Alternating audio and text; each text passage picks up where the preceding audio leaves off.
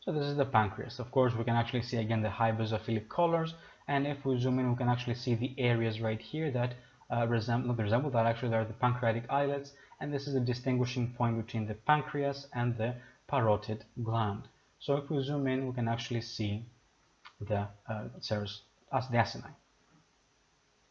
So before we zoom in completely to see the serous cells, we can actually see that we have these loosened areas, and these are, of course, are the pancreatic islets, the distinguishing point, of course. Now let's zoom in furthermore and see what's going on. Now here we can actually see the part of the connective tissue covering up making up the lobules, let's say the lobular parts, and now we can actually see the very nice typical presentation of the acini along with the centroacinar cells in the center. Now if we zoom out, we can actually find more lobular elements. For example, right here, this is a very nice part of the lobular element. We can, of course, distinguish the difference between the glands, the glandular part and the lobular part, the ductular system, of course, throughout the difference of the colors, of course. So let's move on. Now, let's talk about the liver. Now, of course, the liver exerts many different functions. We have the digestive functions and non-digestive functions. Specifically, the digestive functions include the production of bile. Now, what is bile? What is the function of bile? Well, bile is a specific liquid that contains acids, typically deriving from cholesterol and other different acids. And specifically, the function of bile is to emulsify and ease up, make the process of digestion of lipids easier in the small intestine. This is because, of course, there is the nature of the fats is to aggregate together, and because of their hydrophobic nature. Because of this hydrophobicity, they tend to clump up and makes big, let's say, clumps of lipids, and not allow, of course, for the easy digestion of lipids, the easy breakdown of the lipids, in order to be easily absorbed and readily absorbed by the human body. So the bile, of course, is the let's say the factor that comes in between this procedure, and along with the peristaltic motions of the GIT,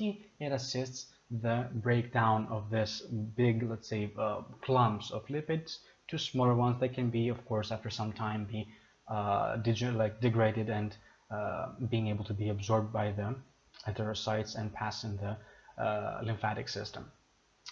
Now, the rest of the functions of the liver, which are highly important, even more important sometimes, we can actually say when it comes to the production of bile, is the production of plasma proteins. Now, these proteins, of course, we have albumins, we have fibrinogens. Typically, these proteins play a role in literally hundreds of different functions, in coagulation, in immunity, in blood pressure, in a very vast, wide range of the human body. Of course, the liver also is the focus where there's the locus where we can actually have gluconeogenesis. This is the procedure of production of new glucose out of the blue, meaning that when the human body does not have glucose in the blood, of course, it's the job of the liver, along with, of course, other procedures, to produce glucose and to make glucose in order to keep a very steady balance in the blood. Now we have also the detoxification. The function, of course, of the liver is to detoxify and to clear out potentially harmful substances, for example, alcohols, and so on and so on. Of course, many drugs pass through the liver to be conjugated and cleared out. One more is the deamination. This is, of course, the clearing out of amino acids, and this is where the production of urea comes from the liver, of course, and then this urea is being secreted and being excreted from the kidneys. Importantly, one important function, of course, is storage of glucose, lipids, vitamin A, and ferritin, which is, of course, a form of iron. This is, of course, the molecule that bears iron. Now, in some extreme cases, we have the removal of erythrocytes. Now, why do I say extreme cases? Of course, this can be done by a small proportion. It's being done in a normal human body. There is some removal of the erythrocytes, even though, of course, the typical organ for the removal of the erythrocytes is the spleen. Now, in case a patient undergoes splenectomy, or for some other reason the spleen is not efficient, is not working properly, typically, of course, in the case of splenectomies, the liver, of course, takes up this role, and this part of the Kupffer cells is being, and the part of the liver that is responsible for this for the removal of erythrocytes grows in size. This is typical. This is why, for example, in some cases of patients with splenectomies, after splenectomies, there tends to be a very mild hyperplasia and a very mild, of course, enlargement of the hepatomegaly, typically speaking. Not necessarily always, but there is a mild enlargement of the liver. And lastly, we have the involvement of the liver in the production, in the metabolism of vitamin D and vitamin K. Of course, vitamin K is very important when it comes to coagulation. Now, this is a very nice graph that shows that the liver, of course, plays a role in the hematopoietic stages, of course, in the prenatal life, and of course tends to zero out and tends to cease this function before birth occurs. As I was saying before, that the liver, the digestive production, the digestive function of the liver is to produce bile. Now, of course, as I said before, the cholesterol is the major source, and of course, the cholesterol is the let's say the initial source, after which, after some specific procedures, chemical procedures, we have the production of bile salts, and this is of course the first step of the bile salt production.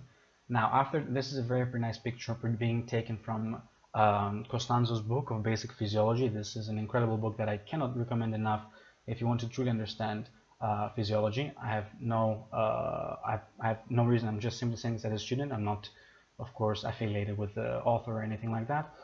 So, as I was saying before, this is the picture that shows how the bile salts are being produced by the liver and how it assists in the production of of course, the exertion and the completion of the digestion of lipids. So after the production of bile salts by the liver, there tends to be a specific, let's say, aggregation of these bile salts in the gallbladder, or go directly into the small intestine after the production of bile salts.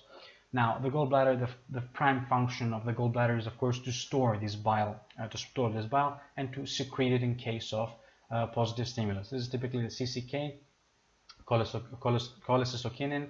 This is, of course, the enzyme that's typically being produced by when lipids are being present in the mucosa, in the digestive system.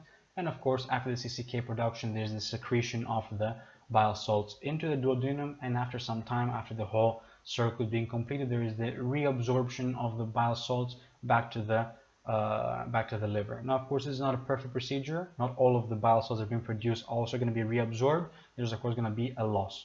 Now, it's very important to understand that because of this acidic nature and because of the storage and the stasis, which means practically the, let's say, gathering of excessive amount of bile salts, and of course because of the nature of the cholesterol basis of the bile salts, there tend to be formations of stones in the gallbladder. Now, generally speaking, whenever you hear the term stasis, you should imagine your brain should directly go into infection, or to formation of stones, or to formation of hard substances.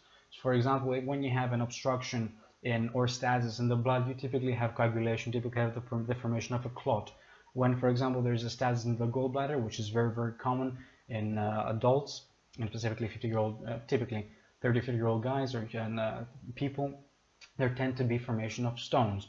Now, if there is a stone in the gallbladder, this is a condition we call cholelithiasis, and cholelithiasis is very dangerous because it can potentially progress to cholecystitis, which can be fatal unless we provide immediate surgical intervention. This is just something for you to understand, that it's not just as simple. And of course, the bile salts, even though they tend to have a positive, let's say, positive outcome, sometimes they can actually play a very big role when it comes to pathological, let's say, pathological consequences and complications.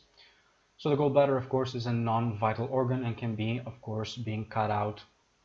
Cholecystectomy is the procedure in which you remove the gallbladder and you can heal cases like that back to the liver. Now, all of these functions are all of these very vast, wide range of functions can be, of course, be exerted by the liver cells, specifically called hepatocytes. Now, what is the unique feature of these hepatocytes? These hepatocytes are, of course, very able to mitotically divide. They're very highly active cells, and they can actually be mitotically. The regeneration of the liver is, in fact, wondrous. You can actually see patients that undergo surgery of removal of parts of the liver, and after some time you can actually see the whole liver being exactly in the same place, exactly in the same extension, exactly in the same extent, because of this very high high regenerative potential from the liver. So these cells, the hepatocytes, perform dual, let's say, functions, the endocrine and the exocrine. Of course, the exocrine, of course, being the production of biles. Now, the unique feature to these cells, besides, of course, the potential for regeneration, is that different sides of the cell, we have the, of course, as always, the basal, the lateral, and the apical part of the cell. Now, the apical and the basal part typically play a role into the endocrine function of the digestive and endocrine function of digestion. Now, the lateral parts typically tend to have the bile canaliculi. What are these? These are, of course, small, let's say, vessel-like structures, lymphatic-like structures that allow the bile that's being produced by this hepatocyte to progress and to accumulate into the bile ductular system, and eventually, of course, being lent out to the intestine, the small intestine. We'll discuss about this whole progression. At this point, just want to understand that the lateral sides are responsible for the absorption of bile, and the apical and basal parts are typically responsible for the other functions of the liver. Now, the typical organizational point and organizational unit of the liver is the hepatic lobule. Again, of course, lobule is always typically seen, of course, with the outlining of the connective tissue. We're going to see this typical outlining of the cells of the connective tissue in the human, pig livers, but in human livers this distinction is not that clear. So you'll see both pictures in just a bit. So how do we distinguish what is this hepatic lobule that I just mentioned? Now, this is the organizational unit, meaning that in the center of the hepatic lobule we're going to find the central vein. As you can actually see, this is the very nice representation of this the lobule. Of course, this tends to be let's say not rhomboid, this unique, let's say, star-shaped, I could say, structure of the hepatic lobule, this many sides being in a rhomboid fashion, I guess. So the central vein is always in the center, and this radiation, this ray-like appearance, that all of these hepatocytes are angulated in a way that they point out in a sun-like, as the rays of the sun, of course, extend and radiate from the periphery to the center. So you can actually easily, we'll see in just a bit in the picture of the macroscope, what does this look like in practical terms. So of course we can actually see on the sides these green parts. Of course, these are the bile canaliculi. In the periphery of the hepatic lobules, we're going to find the portal triad. What is the portal triad? Of course, this is this one part of the portal vein, one part of the hepatic artery, and of course one branch of the bile duct. So what is in between? We can actually say that these are rays. Yes, I just mentioned they're rays, but what is exactly? Why are they in this ray-like fashion? Well, because if you have the central vein in the center and of course rays extending from the central vein, you can actually form a very nice and complex network of capillaries. Specifically, here we're going to find sinusoids.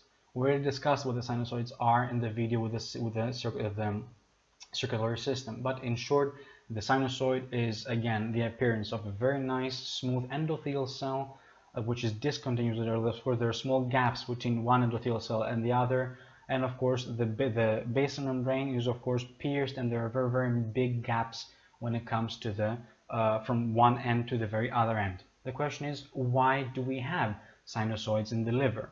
Well, because these plasma proteins, and generally there are many products of the hepatocytes, are quite big. For example, the albumins are one of the biggest proteins present in the blood. So of course it's crucial that these gaps are big enough for these big molecules to go from the hepatocyte to the circulation. So this is a very nice picture that can actually see the outlining of the hepatic lobule. This is the typical appearance of the central vein, and on the periphery typically we can see the portal triad. Now in this picture here, this is very nice picture of the portal triad. We can actually see typically on the corner and the junction between one hepatic lobule and the other. Again, this is a very nice close-up, and we can actually see that these ray-like projections and all of these empty spaces, of course, are nothing more than sinusoids. Let's check them out in the microscope. So this is the liver of the pig liver. We can actually see the very clear outlining of the lobule, and this is the human one, where the outlining, it's not that clear, it's not that easy. So we should actually focus first on the pig's one to be able to understand the different parts. So let's zoom in into this hepatic. For example, here we can find the overlap of two central veins, and it's easy to distinguish because we can actually see the very nice circular spherical range and of course the radiatory structure and architecture of this structure. So if we zoom in, we can actually see the numerous hepatocytes being of course covered and surrounded by the sinusoids. These cells are typically cuboidal-like cells with a very nice clear nucleus, and sometimes these cells can be binucleated, meaning that they can have two nuclei. But of course this is clinically irrelevant. This is just for the representation of the liver. Now it's very easy to distinguish and to identify the liver. And again, of course, on the side we can find the typical presence of the of the portal triad. Now the question is, how do we distinguish the portal artery, portal vein, and the part of the branch of the bile duct? Well, this is because, of course, the easiest part to distinguish is the vein, because the vein is not, of course, always a regular sphere, regular circular structure. Of course, it can range, it can be more compressed, it can have more irregular size and shape. And now the rest of the two, of course, sometimes it's not easy to distinguish between the artery and the portal, the branch, of course, of the bile duct. Now, if you're very cautious, you can actually find out the typical layers, tunica intima, tunica media, of the let's say of this artery, then you're good to go. But this is not necessarily always easy. Now this is a very nice graphic representation of the hepatocytes, with the, of course, on the sides having the bile canaliculi right here on the very lateral surface. Again, this is the sinusoid, where you can find this, the sinusoid epithelial cell, and exactly beneath that is the basal membrane with the very many gaps. And now this is the apical part and this is the basal part. Now these two the apical and basal parts are in connection with the sinusoids. So of course this renders them able to produce all of these proteins that we discussed before, along with all, of course, the metabolic reasons, for example, the glucose regulation in the blood. Now here we're going to find two different cells that are very unique. Specifically, first of all, we're going to find the Kupffer cell. This is the Kupffer cell. This is just a fancy name for the hepatic macrophages. Now, of course, these macrophages are nothing, they're typical, they have the same function, immunological function, typical macrophages, and we discussed already the function of the macrophages many times, I think already twice, one in connective tissue and one in the video of the immunological system. Now, let's talk about the Ito cell. This Ito cell, also called hepatic stellate cell. What is this function of the cell? What is this unique cell? Well, this cell primarily stores vitamin A. Now, this is why you can actually see these fatty contents, because vitamin A, of course, is fat-based. So this Ito cell is the one that is responsible for the storage of vitamin A. This is, of course, in conditions of health, of physiological conditions.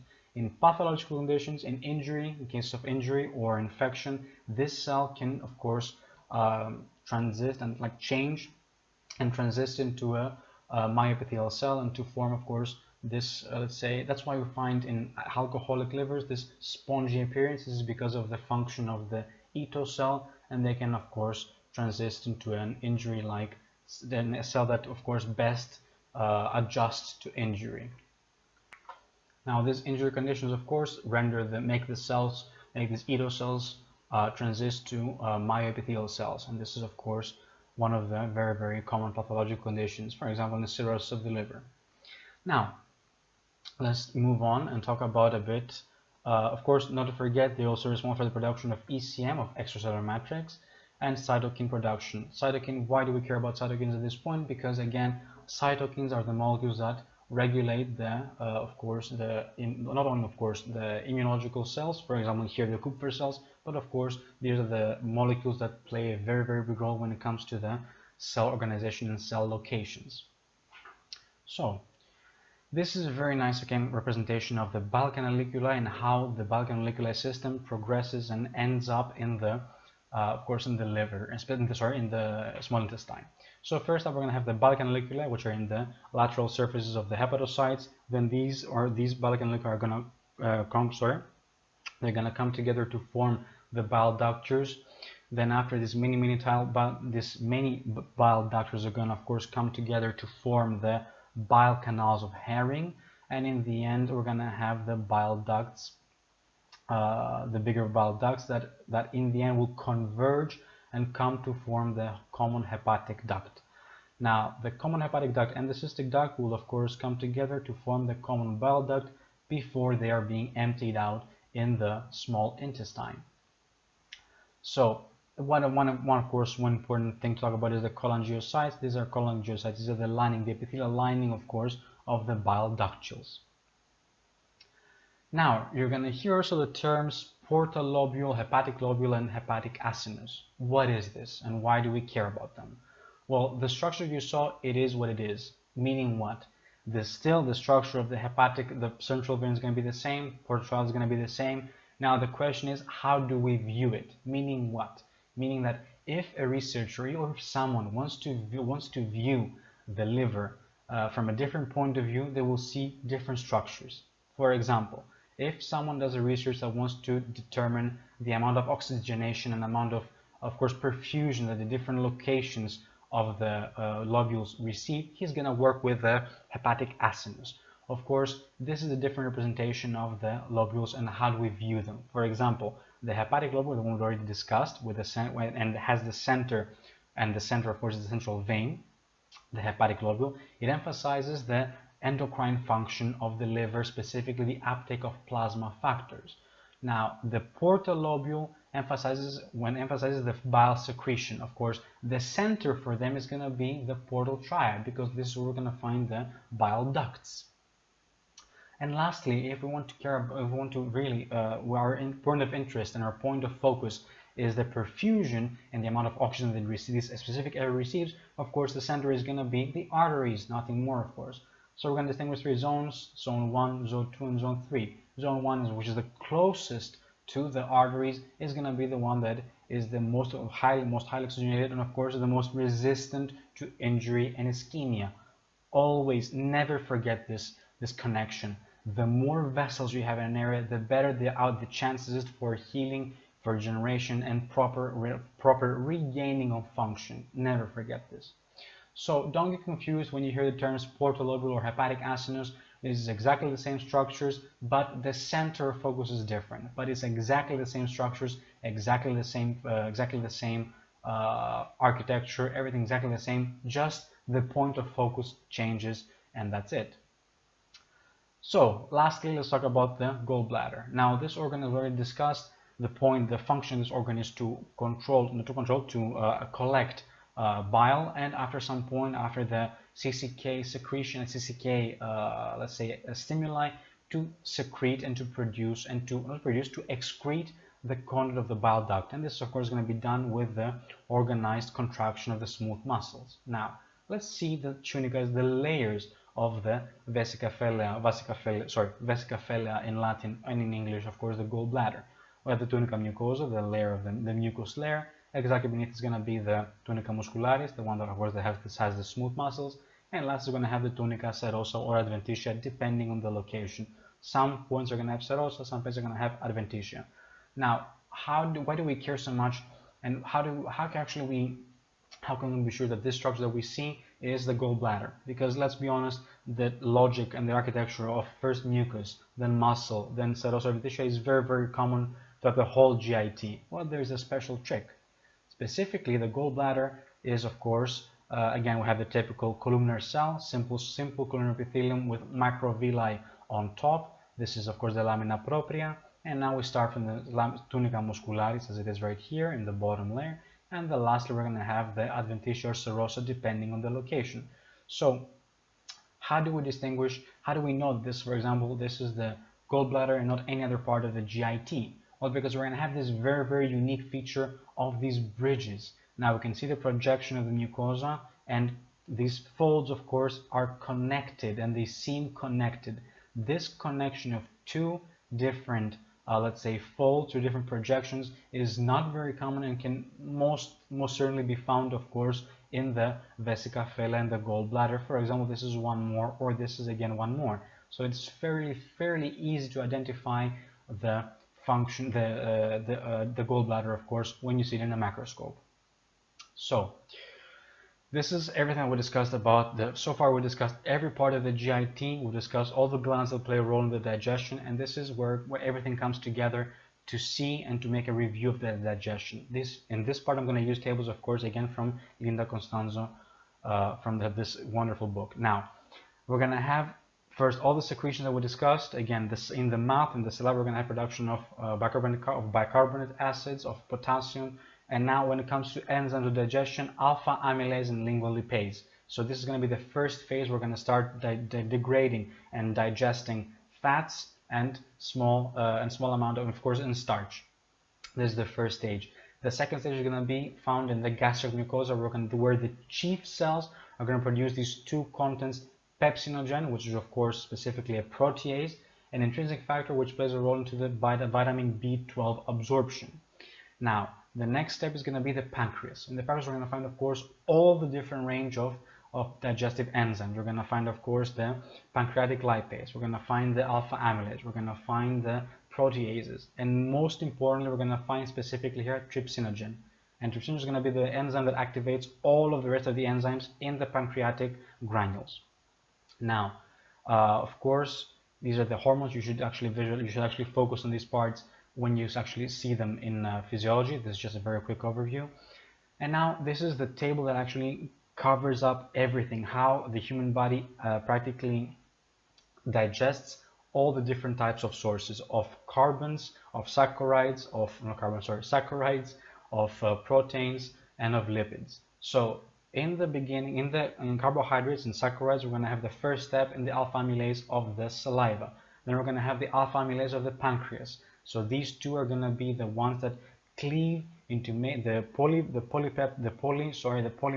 of glucose, that is the starch, into smaller units, and now into smaller monomers, or dimers or trimers, depending of course on the other types of saccharides that we ingest. Now, on the brush border, we already saw that we have many small enzymes, for example, sucrase, maltase, lactase. These are of course enzymes on the brush border that cleave, typically speaking, dimers of saccharides and cleave them in small separate parts, for example lactose or in glucose, or so on and so on. They can be of course be absorbed by the enterocytes and go directly into the bloodstream. Now the proteins, of course also called polypeptides, the first step is going to be in the stomach, again by the pepsinogen, which will be of course will convert into pepsin to cleave of course these polypeptides into smaller amino acids. This is the first phase. Again, we're going to find of course a high amount of proteases in the pancreas, which of course they're going to be activated in the small intestine. And the lipids are going to have two different loci of digestion.